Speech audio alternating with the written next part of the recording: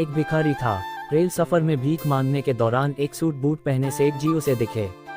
उसने सोचा कि यह व्यक्ति बहुत अमीर लगता है, इससे भीख मांगने पर यह मुझे जरूर अच्छे पैसे देगा। वह उस सेठ से भीख मांगने लगा। भिखारी को देखकर उस सेठ ने कहा, तुम हमेशा मांगते ही हो, क्या कभी किसी को कुछ देते भी हो? भिखारी बोला, साहब मैं तो भिखारी हूँ, हमेशा लोगों से मांगता ही रहता हूँ, मेरी इतनी औकात कहाँ कि किसी को कुछ दे सकूँ। सेठ, जब किसी को कुछ दे नहीं सकते तो तुम्हें मांगने का भी कोई हक नहीं है। मैं एक व्यापारी हूँ और लेन देन में ही विश्वास करता हूँ। अगर तुम्हारे पास मुझे कुछ देने को हो तभी मैं तुम्हें बदले में कुछ दे सकता हूँ। तभी वह स्टेशन आ गया जहाँ पर उस सेठ को उतरना था। वह ट्रेन से उतरा और चला गया। इधर भिखारी सेठ की कही गई बात के बारे में सोचने लगा। सेठ के द्वारा कही गई बात उस भिखारी के दिल में उतर गई। वह सोचने लगा कि शायद मुझे भीख में अधिक पैसा इसीलिए नहीं मिलता क्योंकि मैं उसके बदले में किसी को कुछ दे नहीं पाता हूँ। लेकिन मैं तो भिखारी हूँ, किसी को कुछ देने लायक भी नहीं हूँ। लेकिन कब तक मैं लोगों को बिना कुछ दिए केवल मांगता ही रहूँगा? इस बात को सोचते हुए दिन भर गुजरा लेकिन उसे अपने प्रश्न का कोई उत्तर नहीं मिला। दूसरे दिन जब वह स्टेशन के पास बैठा हुआ था तभी उसकी नज़र कुछ फूलों पर पड़ी जो स्टेशन के आसपास के पौधों पर खिल रहे थे। उसने सोचा, क्यों न मैं लोगों को भीख के बदले कुछ फूल दे दिया करूं। उसको अपना यह विचार अच्छा लगा और उसने वहां से कुछ फूल तोड़ लिए। वह ट्रेन में भीख मांगने पहुंचा। जब भी कोई उसे भीख देता तो उसके बदले में वह भीख देने वाले को कुछ फूल दे देता। उन फूलों को लोग खुश होकर अपने पास रख लेते थे। अब भिखारी रोज फूल तोड़ता और भीख के बदले में उन फूलों को लोगों में बांट देता था। कुछ ही दिनों में उसने महसूस किया कि अब उसे बहुत अधिक लोग भीख देने लगे हैं। वह स्टेशन के पास के सभी फूलों को तोड़ लाता था। जब तक उसके पास फूल रहते थे तब तक उसे बहुत से लोग भीख देते थे। लेकिन जब फूल बांटते बांटते खत्म हो जाते तो उसे भीख भी नहीं मिलती थी। अब रोज ऐसा ही चलता रहा।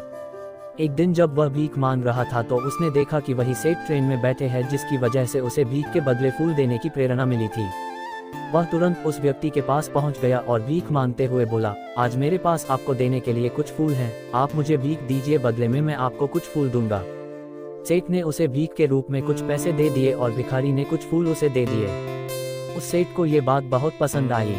सेठ, वाह क्या बात है, आज तुम भी मेरी तरह एक व्यापारी बन गए हो। इतना कहकर फूल लेकर वह सेठ स्टेशन पर उतर गया। लेकिन उस सेठ द्वारा कही गई बात एक बार फिर से उस भिखारी के दिल में उतर गई। वह बार बार उस सेठ के द्वारा कही गई बात के बारे में सोचने लगा और बहुत खुश होने लगा। उसकी आंखें अब चमकने लगी। उसे लगने लगा कि अब उसके हाथ सफलता की वह चाबी लग गई है जिसके द्वारा वह अपने जीवन को बदल सकता है। वह तुरंत ट्रेन से नीचे उतरा और उत्साहित होकर बहुत तेज आवाज में ऊपर आसमान की ओर देखकर बोला, मैं भिखारी नहीं हूँ, मैं तो एक व्यापारी हूँ। मैं भी उस सेठ जैसा बन सकता हूँ, मैं भी अमीर बन सकता हूँ। लोगों ने उसे देखा तो सोचा कि शायद यह भिखारी पागल हो गया है। अगले दिन से वह भिखारी उस स्टेशन पर फिर कभी नहीं दिखा। एक वर्ष बाद इसी स्टेशन पर दो व्यक्ति सूट बूट पहने हुए यात्रा कर रहे थे। दोनों ने एक दूसरे को देखा तो उनमें से एक ने दूसरे को हाथ जोड़कर प्रणाम किया और कहा, क्या आपने मुझे पहचाना? सेठ, नहीं तो, शायद हम लोग पहली बार मिल रहे हैं। भिखारी, सेठ जी, आप याद कीजिए, हम पहली बार नहीं बल्कि तीसरी बार मिल रहे हैं। सेठ, मुझे याद नहीं आ रहा, वैसे हम पहले 2 बार कब मिले थे? अब पहला व्यक्ति मुस्कुराया और बोला, हम पहले भी 2 बार इसी ट्रेन में मिले थे। मैं वही भिखारी हूँ जिसको आपने पहली मुलाकात में बताया कि मुझे जीवन में क्या करना चाहिए और दूसरी मुलाकात में बताया कि मैं वास्तव में कौन हूँ।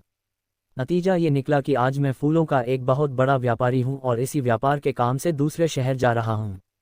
आपने मुझे पहली मुलाकात में प्रकृति का नियम बताया था, जिसके अनुसार हमें तभी कुछ मिलता है जब हम कुछ देते हैं।